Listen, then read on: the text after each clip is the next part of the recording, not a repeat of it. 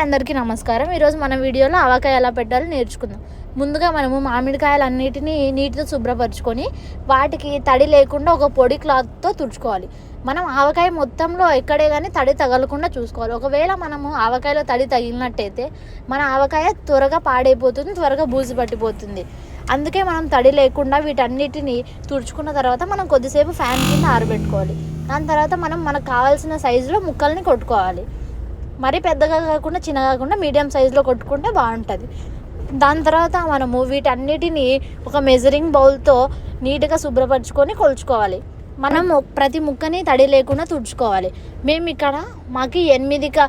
మేము తీసుకున్న గిన్నెతో 8 కప్పుల మామిడికాయలు అయ్యాయి. దీనికి మేము 2 కప్పుల కారం పొడి వేసుకున్నాం. అంటే ఇప్పుడు మేము 4 కప్పుల మామిడి పండ్లకి 1 కప్పుల కారం వేసుకుంటున్నాం. ఇప్పుడు మేము 2 కప్పుల కారం తీసుకున్నాం కాబట్టి దానికి సరిపడట్టే 2 కప్పుల ఉప్పు కూడా తీసుకుంటున్నాం. మేము అదే కప్పుతో సొగంకి మెంతిపిండి, సొగంకి ఆవాల పిండి కూడా వేసుకున్నాం. దాని తర్వాత వీటన్నిటిని బాగా ముక్కలకి పట్టేలా కలపాలి.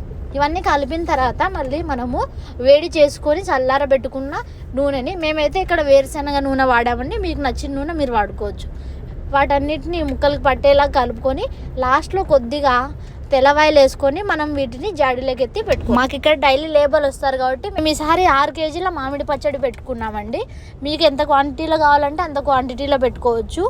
మేము ఇలా ప్రతి సంవత్సరం 5 ఇయర్స్ నుంచి ఇలా ఈ పద్ధతిలోనే చేసుకుంటున్నాం. ఆవకాయ మాత్రం 1 ఇయర్ అయినా 1.5 ఇయర్ అయినా చెడిపోదు, రుచి కూడా అలానే ఉంటుంది. ఇది ఇంకా టైం పెరిగే కొద్దీ రుచి పెరుగుతూనే ఉంటుంది కానీ తగ్గదు. ఈ రెసిపీ మాత్రం చాలా బాగుంటుంది.